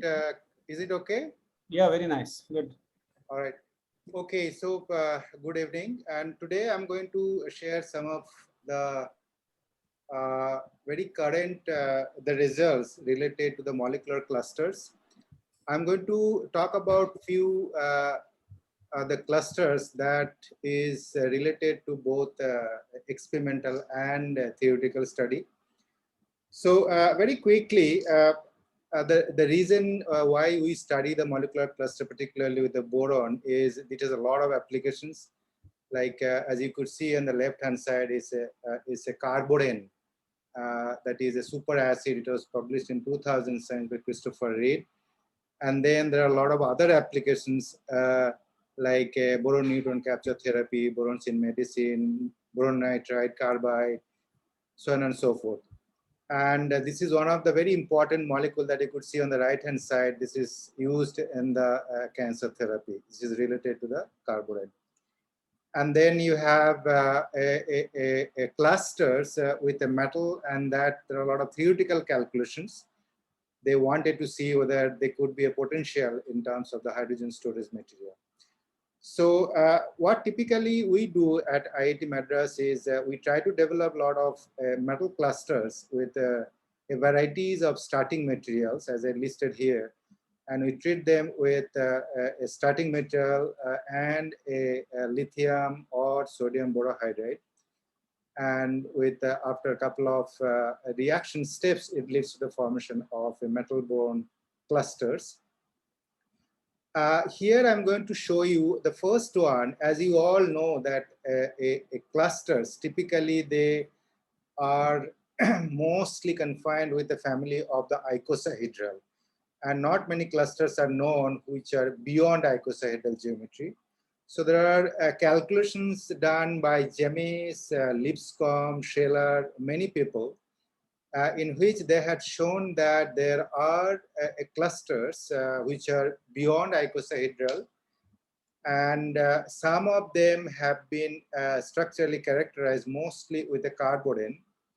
But here in this study, what they had tried to show is that it's a pure borane with a 13, 15, 16, and in which you could see there are two curves. One is a Lipscomb, another is the Scheller curves. And the icosahedral geometry having a 12 vertices, that shows the maximum stability. And the moment you move to the 13, 14, so on and so forth, it gives again some lower stability. So there was this was a background, and with this we wanted to see the cluster with some metal can be stabilized. We have studied and we found that in most of the cases, if you introduce metal, that makes a cross cluster bonds and makes this molecule extremely electron deficient. And they are not a species that obey electron counting rule, mostly developed by Wade's, Mingo's, and many others, and James. Then we had a different strategy in which we had first time observed a cluster which are beyond icosahedral. Here I had shown the clusters number 2 and 3. I'll explain these two in the next slide. That will be easier for you to understand. So the one which is a 16 vertex case cluster, please note that, like in most of the cluster chemistry that you see, and Pradeep is also working many of those clusters, mostly with a carborane, that is a geometry of icosahedral, that is 12 vertex. So there is a lot of interest now with making a carborane with a bigger cluster, with a 13, 14, 15, and 16. And so we also tried and also working towards that to make a bigger cluster. Bigger cluster means a clusters with a single case maximum number of vertices. I'm not talking about something which is a fused cluster. This is a single cage clusters having maximum number of vertices. So here the clusters that we have developed on the right-hand side, it's a 16 vertex first time. And this is the same cluster, 16 vertex, with a little different geometry proposed by Lipscomb in 1977. And that was proposed with the metal of cobalt. And this could be described as a tetracap truncated tetrahedron. If you take a simple tetrahedron geometry, and if you chop all the four corner, you will end up getting a truncated tetrahedron, this one, and you generate 6 hexagonal faces. And you can cap all these 4 hexagonal faces with a metal, and you will get this 16 vertex geometry. Then you have your another one we tried with cobalt. In this case, we also get a 16 vertex geometries, but this is a fused geometry. It is not exactly the one that we observe with a rhodium one. And we, whenever we get any kind of cluster, we study both theoretically as well as the electron structure in terms of the electron count. And these clusters, as you see, it's a fusion of a icosahedral, then you have a bicap square antiprism, then you have a tetrahedron. So this is a fusion of 3 different clusters, and it follows all the different electron counting rules developed by Jemis, Mingos, and yeah, Jemis and Mingos in particular too. Very recently, my good friend and Zoe Z, who also visited IIT Madras some time back, he made the first time a carborane having a 16 vertex. This is just reported last year in Nature Communication. And they had used a strategy with a icosahedral carborane, then a reduction followed by capitation, reduction followed by capitation. And they are successful making a first time a square, diamond square type of geometry that you could see here on the right hand side. Then another kind of cluster that was a B7H7. You go any of the textbook, you will find all these different bodet anions except this B7H7. The main reason why this clusters was not discussed in the textbook, mainly because there was no a solid state X-ray structure for this. Main reason what they had claimed is that it was extremely difficult to characterize, and also it's very, very unstable. The moment it forms, immediately it goes to the B8H8 2- anion. So recently we have been working on a group 4 metal, and one of the molecules what we have isolated having a very complex boron NMR. So we have recorded the mass spectrum followed by the X-ray structure that shows clearly it's a B7H7 2- a cluster that is stabilized at the coordination sphere of 2 early transition metal fragments. So this was very, very nice. First time we have isolated a B7 with a very good yield and with a neutral form. So we have done some calculation in collaboration with Lai Seng Wang at Brown University. I'm not going in details. This is not my area. Probably I won't be able to answer if you have any queries, but just to make sure that this the theoretical study was very, very important for this particular molecule. Here we have all different types of 2 center, 4 center, 6 center, 7 center, 5 center with the 2 electron bonds, and that goes with the B7 with 2 transition metal. I'm not going in details of this AD and DP study, just to support this the electronic structure of this molecule. Then another molecule we have also isolated in the same reaction after 2 years of study. That is this one, mass spectrum of this molecule is this, both with zirconium and hafnium. And this you could see that 1, 2, 3, 4, 5 different types of boron NMR. And the mass spectrum very clearly indicates that it is more than a 7 boron. We are very fortunate to have the structure of both the compounds, and this is actually nothing but a dodecahedral B8 B8HA2-. So earlier I had shown you the B7 trapped with the coordination sphere of early transition metal. And in this case, we had shown you the B8.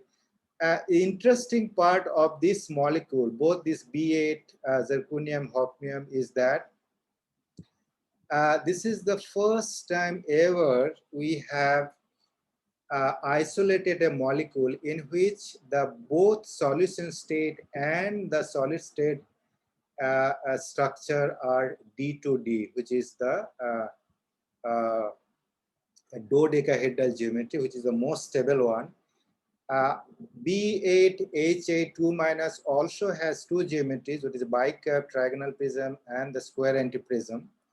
And that shows a little higher energy. So this is very, very interesting, both in terms of the structure and the geometry.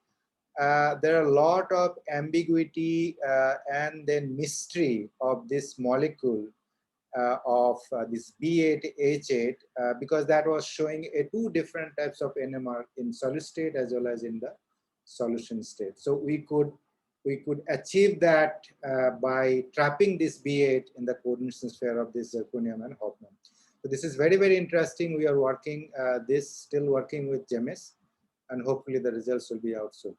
So now in this, what I had tried to show you is that with the utilization of a early transition metal MCP2 fragment, we can now isolate all different type of molecular clusters. And that is, all these things are shown here. The interesting part and the future outlook we are working towards this is the trapping a B13, H13-2- supra-icosahedral borate anion and higher clusters. So that would be very interesting if we could trap that one. That is one of our major goals now at this moment. Then the next study is that one which is a dream for many of the boron chemists to have a molecule with a benzene. Like benzene, you all know it's a C6H6, have a flat B6H6 molecule. Since I started my career, independent career, I have been working towards this to make a flat B6H6. I have worked towards it, but a lot of results I had shown here that we reported 99, 2001, 2015. But a parent B6H6 flat molecule, we could not achieve it. The reason for this is what many people have come up with a theoretical study that claim that boranes do not form a flat 6-membered B6 ring such as B6H6. The moment it forms, immediately it goes to a clusters. However, a possibility we could have is investigated is to create an inverse sandwich structure like MB6H6M if M is a fragment such as a vanadium CP. Indeed, recently we have, so this is a result of after 15 years, we could get the structure of the B6 flat, but it's not a pure B6H6. It is a support of 4 hydrogens, that is a mu3 hydride with a vanadium. We are not very, very sure at this moment. We have done all kinds of studies. This is the one of my very promising student, Anaga, is working on this project. So this is a result of after 2 years of our study. So it's still working on it. So now currently this is under Newton diffraction study at Sydney. Hopefully we'll get that all the hydrogens that is connected to the vanadium and the boron. And also theoretical studies, again, it's a GEMIS who is working on it.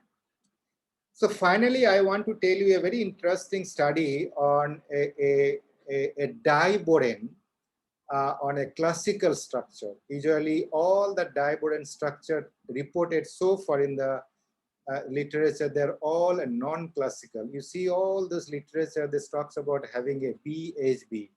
All the textbook, you have a diboron, B2H6 having a BHB bond.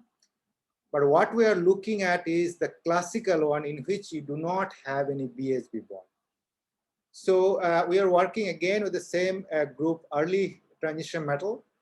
And this is the compound that you could see here is a tantalum B2H6 molecule. So initially, when we have structure, we propose that that is a simple B2H6 molecule, and we have reported and submitted the paper to a chemistry European journal. And they came, the reports came and said that this cannot be B2H6 molecule. And then I discussed these results with James, and he did a very, very thorough calculation.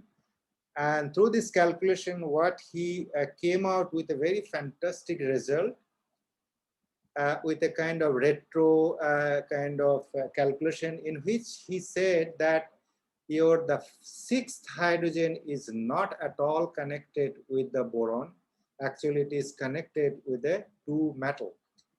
And what we have done mistake in this the spectroscopy is that one of the peaks coming at around 10, we thought that's a simple impurity, and that was actually the tantalum tantalum peak. Now he did the calculation. This calculation so well support with the structure that we have X-ray solid state structure. Here we had you could see that all the different 4 types of structure. The left-hand side, which is the geometry of the X-ray structure, is the most stable one. Now, this could very well support the theoretically predicted boron NMR. So when then we have reported this result to the UNGUANTE 2019. Immediately after that, and the same year, Douglas Stephan also studied a similar kind of compound with a diboron cation. And that is simple organic molecule in which you have a support of a acetyl group. So this was very interesting, and a few of my friends, he said that, okay, now I can teach both this diboron cation and the anion, and it would be very nice comparison. Now, once we had that, this molecule, you could now treat this with a molybdenum CO5. What happens?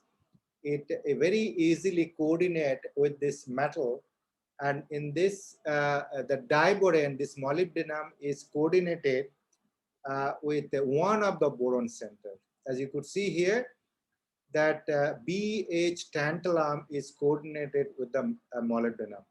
Again, here is a very interesting story. When we were about to finalize this manuscript, James came up with another theoretical calculation. He said that, okay, looks like this molecule again is a fluxional. It is not only connected to one tantalum. This could be connected to the other tantalum. Could you please just do a very low temperature study? And then again, we have done that. This was based on his calculation, in which it shows the different kind of energies. And we did the calculation, and indeed, he was so correct. Indeed, we could see that at low temperature, minus 70 degrees centigrade, this molecule actually shows 2 different types of CP star. And here you could see that this metal HB, it has now split into 2. That clearly shows that this molecule was fluxional, shuttling between these 2 tantalum center with the molybdenum CO3 fragment. So this was really indeed a very good case study of a combination of experimental and theory, how theory can lead to a completely a different kind of results that you misleaded with your experimental one. So I think I'll just stop it here. I don't want to go in details, but I would like to thank 2 of the gentlemen that is actually pillar for making my career at IIT Madras. One is James. He's been supporting for last 30 years. And of course, one and only Babu Varghese. Without him, probably I could not have solved any of the crystal structure that you have presented here today. And another good friend of mine, Lai Seng Wang, who did the B7 calculation to show how nicely this B7 is having a different kind of a 2 electron with a different vertices shuttling in that molecule with the AB NDP studies. So thank you, Pradeep, for this opportunity to share some of the results. I'll take up questions if you have. Very nice, Sundar Gopal. So nice to see, and one day maybe some of these structures will come in textbooks, and I'm looking forward to, and already many of these are likely candidates in that direction. There are plenty of questions. I'll just ask one question and then leave it for others. You said about B8, B7 systems. In B8, you had 2 isomers. So I was wondering whether in the gas phase, what is the population of these isomers? Is it possible to see those in structures, in mobility, in mass spectrometry? And can we convert one to the other? Pradeep, actually at this moment, I do not know, because this is something what Jemis is currently working on it. I know what they had proposed earlier. You could see here, there are so many calculations. I mean, one second. Mostly, you see this, so many calculations been done, all in this this B8H8 molecule, and mostly it was related to their electronic structure, both in the solid state and the solid state. But more stable structure is the dodecahedral one, the one which you have the structure. In our case, we have a B8 dodecahedron, and also we have done a solid state NMR that very clearly shows that all the distinct NMR, as you could see, 5 different boron NMR. I guess you are asking the same thing, or is a little different then? I was asking about the next slide number 18. Wherein you said about B18, you said two isomers are there, and yeah, the 3 isomers. You have the dodecahedral, then you have a bicapped trigonal prism, and the square antiprism B40. Yeah, can you get these populations of these isomers and then interconvert them? Population of this isomer, I don't know. I mean, this is literally he's working on it. But in our case, we can do mass spec of this and then do the mobility. But I don't know whether probably we get only one type of isomer, that is D2D. How do we know? From this crystal I don't know. structure, right? Maybe we can check it, and once we have that, maybe I'll pass this one to you. You can just see if the other isomers are there. Yeah, sure. That's good possibility. And let me just stop with asking one more question. That I have my other, your namesake, another Ghosh is here in this meeting, Piyush Ghosh, and so all these fellows would like your crystals and then push them and then study properties. So I'm coming up with a B8 one, which is the B8 as well as B6. That could be like a big invention in terms of both a cluster chemistry, and also we are working, hopefully soon we'll end up with a different kind of highest single case clusters with the B17, hopefully. All that is fine. I'm saying that I mean, our engineers would like to know properties of these. Yeah, well, I mean, the thing is, you need to make this molecule in a good quantities, Pradeep. So hoping that we will get some good. The one I had shown, B6 one, that's coming up in a very good quantity. Hopefully, he needs only 100 micrometer sample, 100 micrometer crystal, 200 micrometer crystal. He can get you Young's 200 micrometer. What would be the size? Piyush, you can talk to him and then get this thing, and it may be very interesting to understand. This may be one of those early studies to understand properties of such crystals. Yeah, awesome. Yeah, we'll do that. We'll just check with it. Yeah, are there other questions, please? Just one curious question on this theoretical calculation. Are these calculations done at the configuration interaction level, or they are done with proper this Gaussian DFT methods? Ranjit, you are asking a wrong person all this question. I would not be able to comment on this. They are all done at the best possible levels, the configuration interaction, as far as I know. But this is Jemis and his background. Sorry, Ranjit. Maybe, but whatever questions you have, I can get the answer from Jemis, so I can pass it to you. Professor Ranjit, I have seen in some of the slides that they used Lagrange 2D set basis sets. So most probably the normal density functional theory. Okay. Thanks, That's not all. Yeah. Sundar, shall I ask a quick question, Professor? Sure, go ahead. Yeah, go ahead. Yeah. This is Venkat.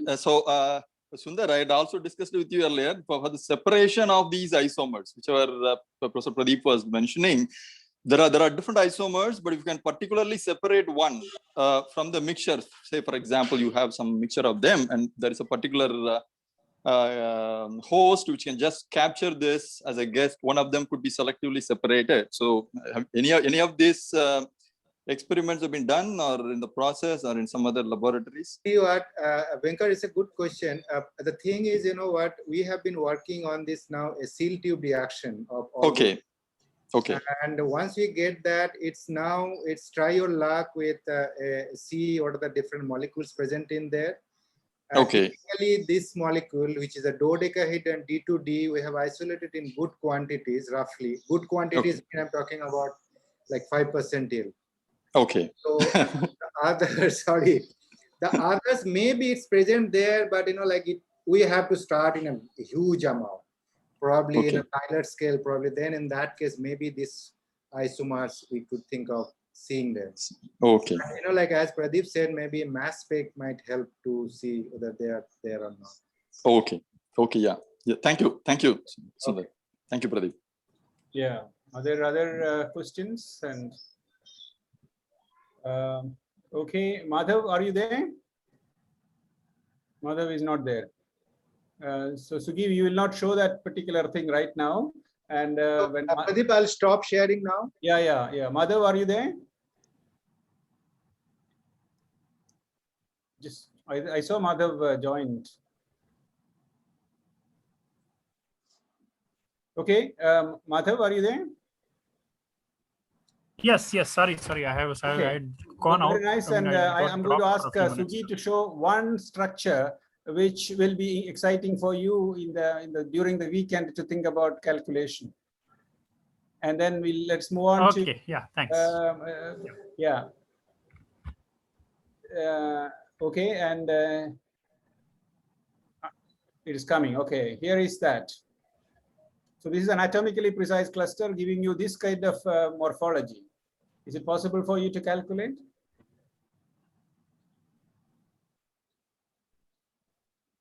Yes, I'm just waiting for the screen to come. It's not. Yeah, I think Madhavan has a very poor internet at home.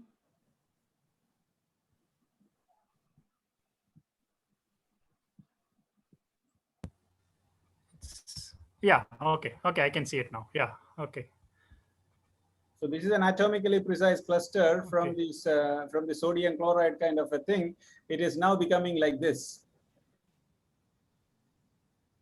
Okay. Okay, so let us move on and Ranjit Nanda. Okay. Thank you. Can I share the screen now? Yeah. You are at 7:37. You'll have to give it back at 8:07. We close it. So, let's see. Are the slides visible? Yeah, very nice. Yes, your voice is audible. Very nice. Okay, so let me first thank Professor Pradeep for organizing this short-order rendezvous. I am B.R. Nanda in short Ranjit. We have a group condensed matter theory and computational lab located at HSP 243. Detail of my activities can be obtained from this webpage. So today I'm going to talk about atomistic modeling towards material design through fast-principle methods. As I move from Madhavan, so we go from this large scale to at the quantum scale. So I'd like to advertise a little bit that keeping in this theme in mind, we have two IOE-COE initiatives where we formed a group, Atomistic Modeling and Materials Design Group. All the computational colleagues, myself, Satyesh, Tarak, and Santanu. Also, we have a combined experimental and theoretical group which are going to focus on the functional oxide research. So the broad research area of mine is electronic structure of solids. I'm sure half of the audience are very clear about it, but I saw that in the list there are a good number of colleagues from the other engineering department. So therefore, I'll give a brief statement about the electronic structure of solids. When I say electronic structure of solids, we exactly look at the quantum eigenstates of the electrons that is either in an atom or in a molecule or in a crystal. That primarily we solve using the quantum mechanics, or by and large the popular Schrodinger equation. This gives rise to a thing called many-body theory, because we have large number of electrons involved, so they have a complicated interactions. And this many-body theory is solved either through many approximations, as it is not exactly solvable.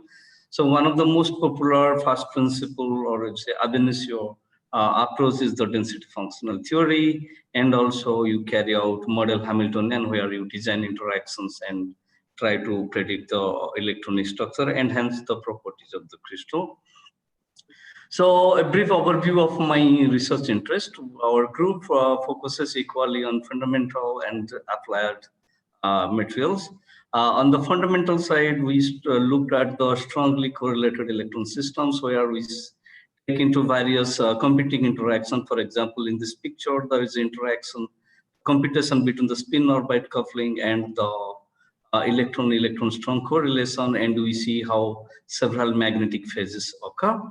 So nowadays, in the last 2 decades, the idea of band topology has become very prominent, where you examine the band structure, and depending on the symmetry of the crystal or the symmetry of the structure in the momentum space, the bands they are invariant at certain high symmetry points. For example, here I show you a picture of a two-fold Dirac node, where the bands have conical shape and they touch each other at a certain high symmetry point.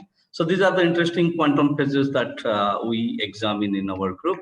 In addition to this, we also have a equal focus on applied research. For example, we are nowadays focusing quite a bit on the 2D functionalization, where we take 2D materials and try to functionalize them in application purpose. For example, here what we have done is that we have taken 2 graphene layers and passed the fluorine molecules. We try to stress the fluorine molecules and create the triplet states, which can create unpaired spins and try to create a magnetic ordering.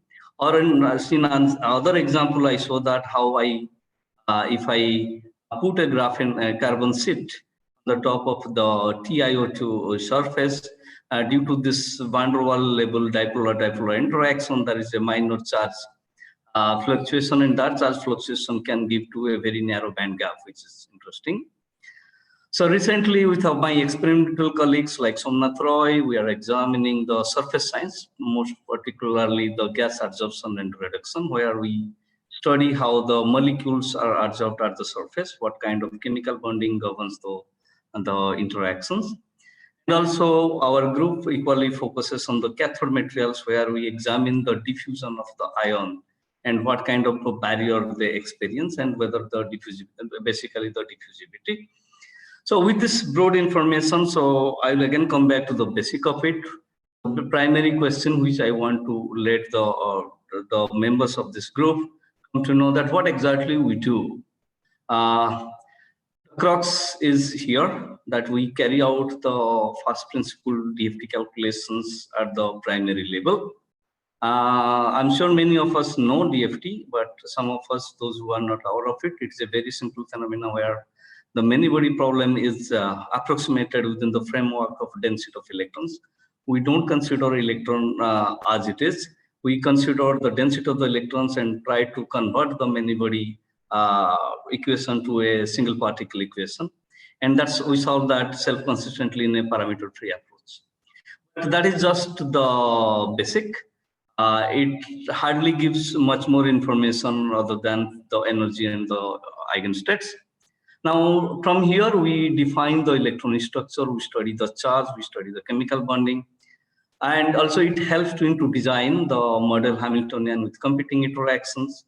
On the top of it, we carry out the lattice vibration studies, the phonon studies.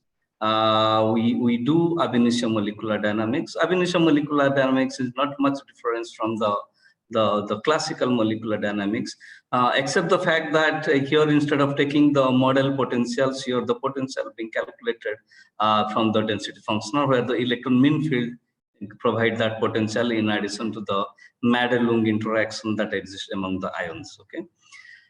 So furthermore, we also examine the transition state theory based nudge elastic band simulation, where it calculates the minimum energy path for an ion to move. That path provides the potential barrier, also the diffusivity. So while electronic structure, phonon studies, ab initio molecular dynamics, and the NEB simulations are offshoot of the DFT calculations, sometimes called as post-processing studies, the model Hamiltonian is not unique. It varies with compound to compound. So it has to be built in the lab. So in our group, we have developed a strong code group, the group which works on the code development. We design multi-band Hubbard models and create these Hamiltonians. Also, we take into account the several other interactions. So I thought that to show that what exactly we do as far as the basic, the focused features are concerned, I thought I'll share few representative publications. One of them here is this, the pressure and inversion symmetry breaking field and driven fast order transition and formation of Dirac circles. It's, I have taken from the study, on band topology. I'll tell you what exactly it is. You take a halide perovskites.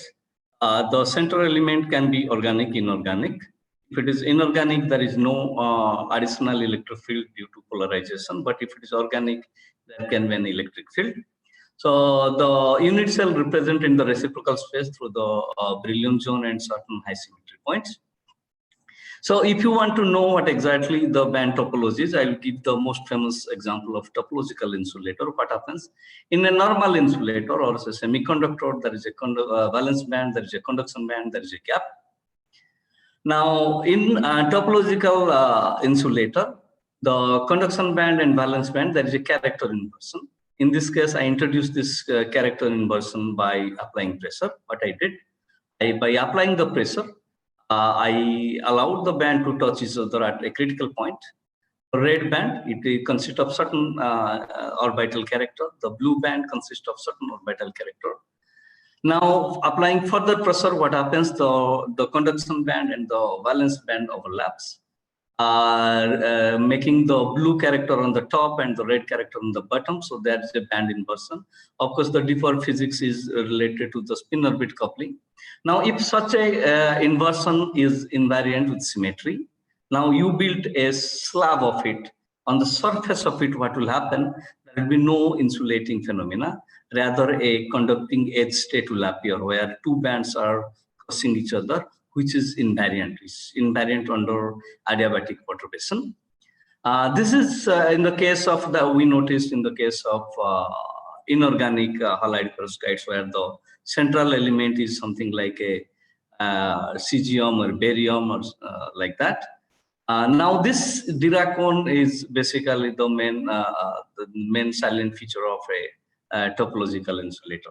Now, if I allow the system to have a organic polymer like CS3NS3, then it is no longer centrosymmetric in the sense that the inversion symmetry is broken.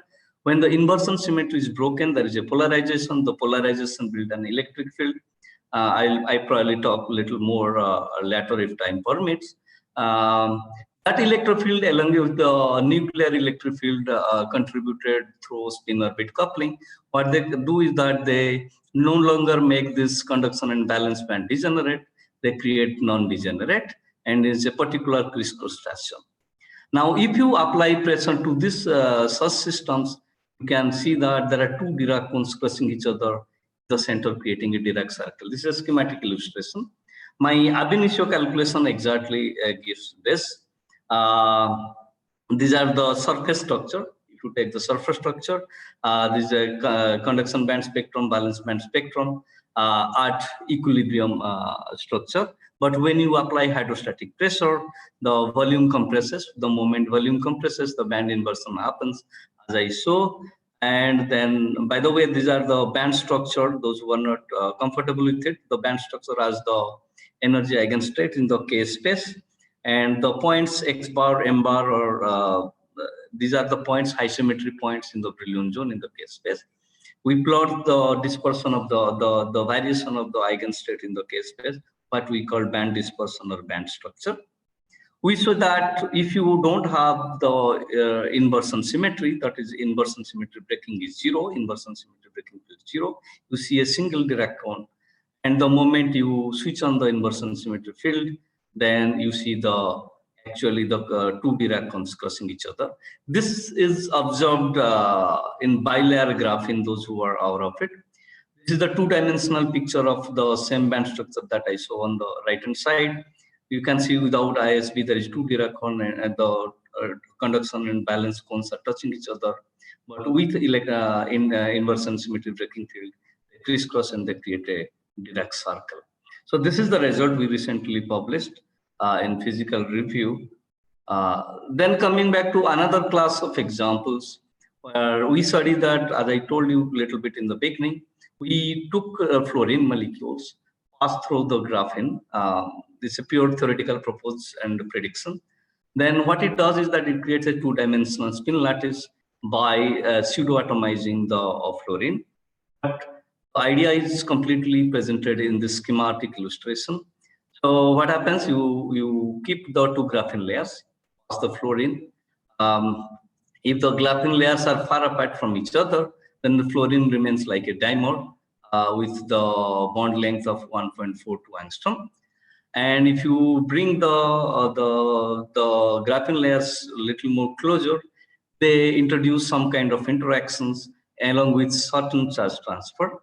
As a result, the fluorine molecules are separated. They are separated by, the 1.42 angstrom gives rise to around 2 angstrom bond length.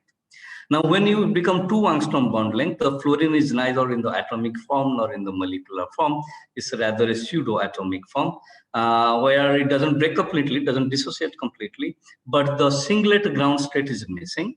The singlet ground state gives rise to a triplet ground state, which is quite a bit, which is studied quite well from the chemistry point of view. That the triplet ground state has unpaired electrons, and we found that these unpaired electrons are actually correlated, giving rise to a long-range magnetic ordering. So in a sense, one can say that you can create a 2D spin lattice. Our ab initio molecular dynamics simulation suggests that if you are able to fix the graphene layers by some means externally, such 2D spin lattice can also be realized at room temperature. However, if you allow them free fall, no fixing of the graphene layers, so this 2D spin lattice feature will be observed at lower temperature, less than 30 K. Now further, if you bring down the graphene separation, then what happens is that the fluorines, they don't stand in middle, they start to adsorb. The fluorine adsorption is quite strong, and you cannot realize the formation of the spin lattice. So another example from my group, again, I would like to cite that this is in the other dimension. That is, we designed in the lab by the fabrication, virtual fabrication rather, that a quantum well structure. And in that quantum well structure, we created a 2D spin polarized electron gas. This 2D spin polarized electron gas is quite an attractive option for spintronics application. What we did, again, I have a schematic illustration. I don't like to go to the real data because it might be misleading and complex.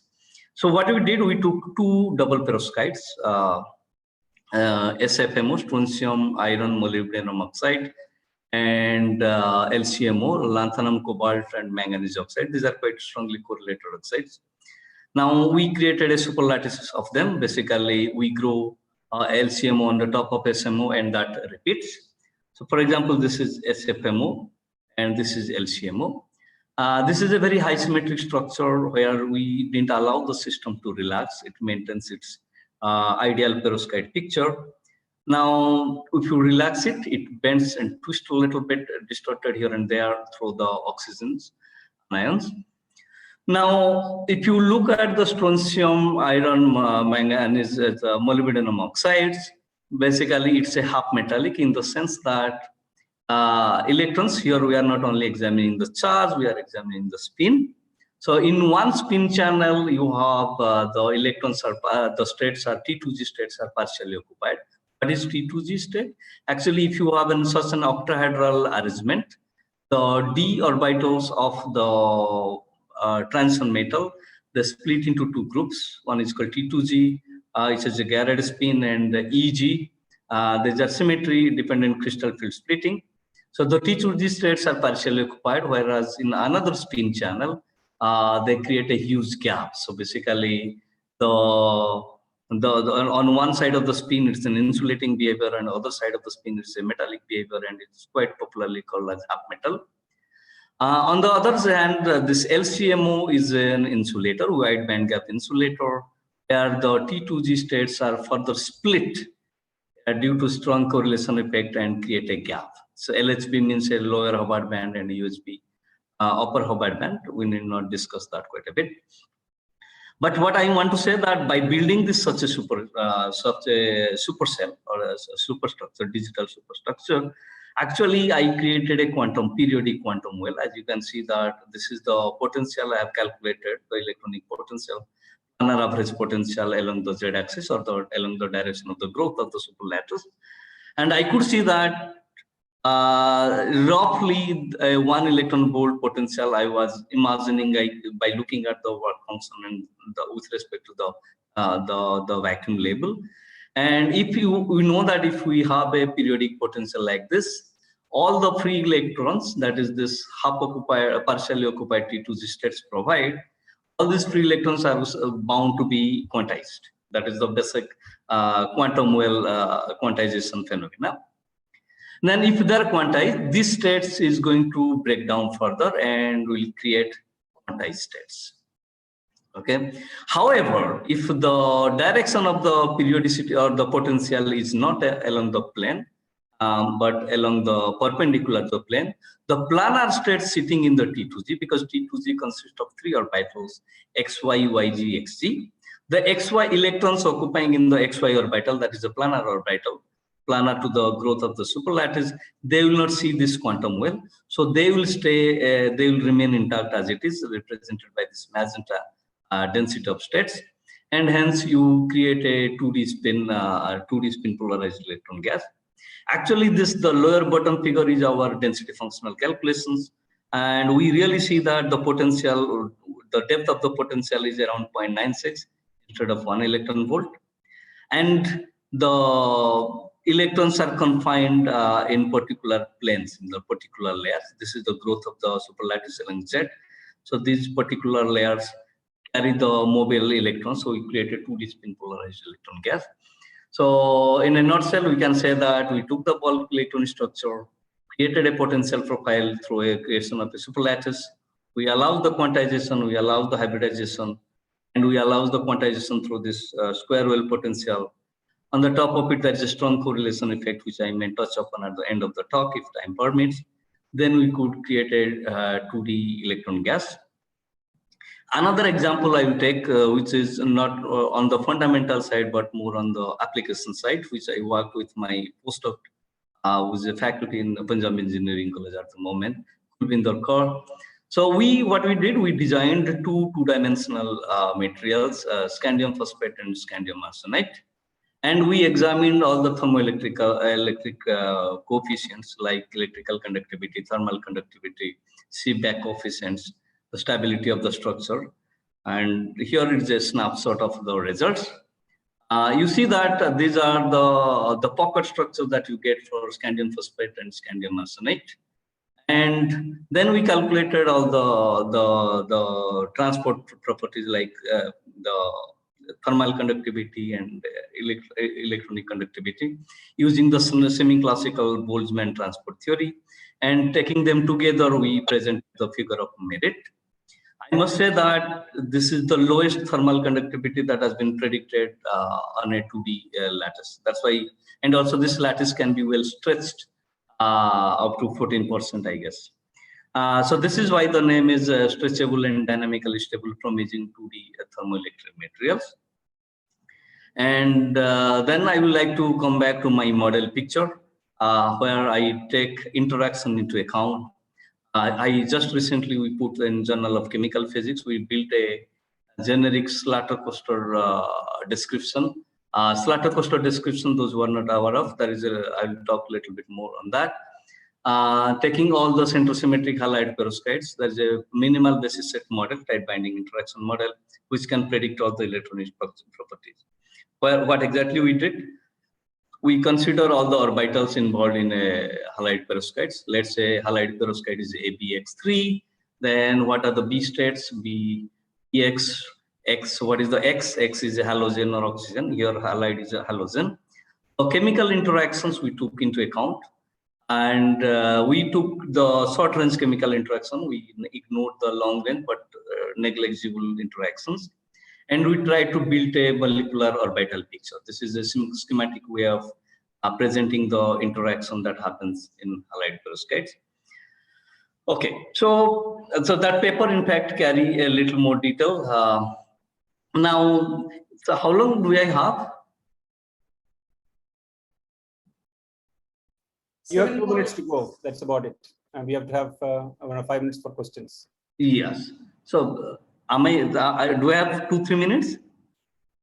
2 minutes to go. Okay.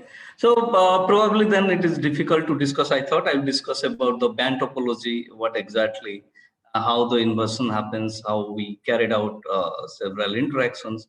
Just I'm skipping this slide.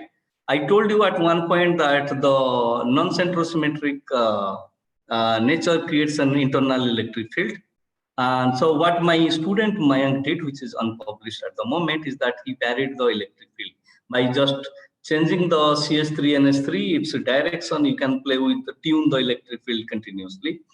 So in a model, we varied the electric field, and you can see that as the strength of the electric field varies, you can see how the nature of the band structure changes. Interesting is the middle panel where you see that 2 Diracons lying at 2 different K points in the high symmetric in the momentum space. This is called while semi-metal. So you can also tune the electric field in random directions, and you can create several interesting band topology. This I would like to skip because it talks about several competing interaction, how you build a model Hamiltonian taking into electron-electron hopping and the Coulomb repulsion, and create several phases. In fact, in one of our iridate compounds, we saw how several magnetic ordering, ferromagnetic metallic stress, ferromagnetic insulating stress, canted antiferromagnetism, Dirac semi-metal, all sort of features can be explained through such models. Finally, I would like to discuss a little more about the group that we have come up with under this COE initiative. This is Center for Atomistic Modeling and Materials Design. In this group, we have focused on DFT and empirical approaches. We'll employ artificial intelligence, machine learning, all this stuff. And also a part of it will be focused on thermodynamical stability, building quantum many-body formalism, providing, and we can create material design. Our idea at the moment on this following materials area. The second leg of the group is to develop new methods and write new codes.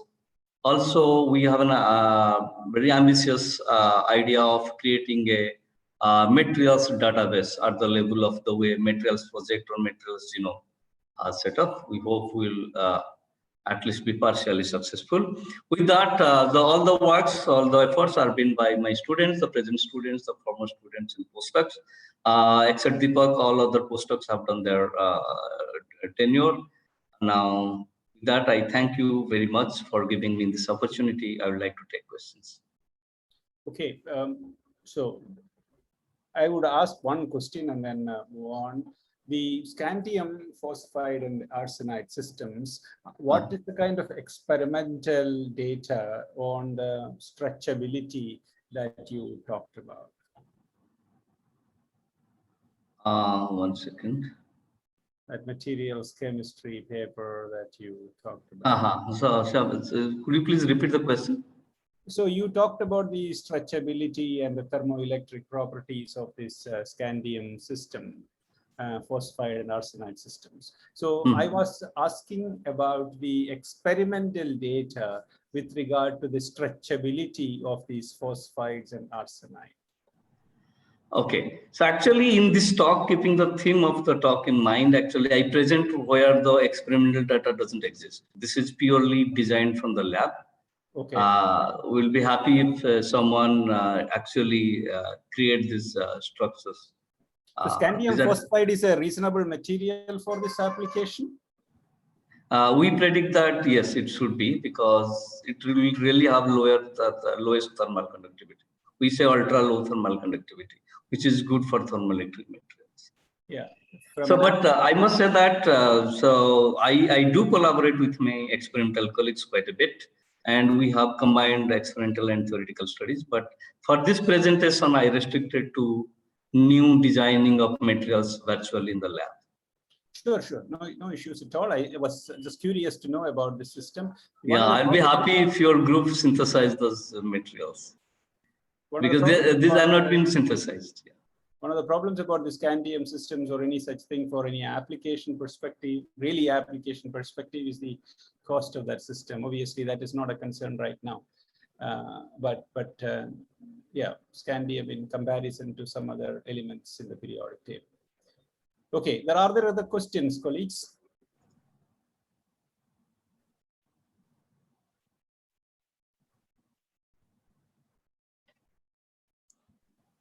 Ranjit, Manu here. Manu. A very nice talk. I have one question about this very interesting pseudo-atomization you have mentioned. I think we had some chance to discuss earlier also, but let me ask this question. It appears this is something in between a molecule and an atom. Yes, yes, yes. And so exactly such systems have been seen in other cases, other materials where you don't call it a strained molecule, you call it a pseudo atom. So when do we call something a pseudo atom, and when would we say it's a stretched molecule, and how much of this is experimentally realized in any other system? No, again, I'll repeat my earlier statement that the concept of pseudo atomization itself is a novel concept. To our knowledge, when we are writing this paper, we really didn't get the word pseudo atomization anywhere in the literature. Right. In some soft matter cases on polymers, they had written something, but I didn't get it. Here, the pseudo atomization in the sense that I really, from the electronic structure point of view, if I take atom, it has a typical electronic structure. If I take the molecule, its ground state is the singlet state. There will be no unpaired electron. But what we are stabilizing here is a triplet state. And also one of the referee claimed that a part of it may be a doublet state. So this triplet and doublet state neither belongs to an atom nor belongs to a molecule.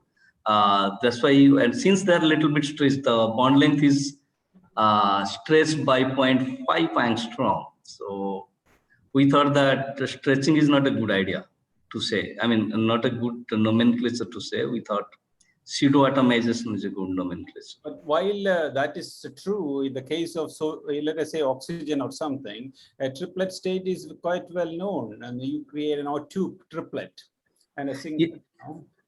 So a molecular system going to a triplet is very much possible.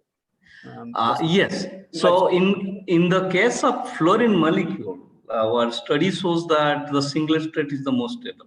Yeah, absolutely. Until unless you stress the fluorine molecule, you increases the bond length. You increase the bond length. You cannot realize the triplet state.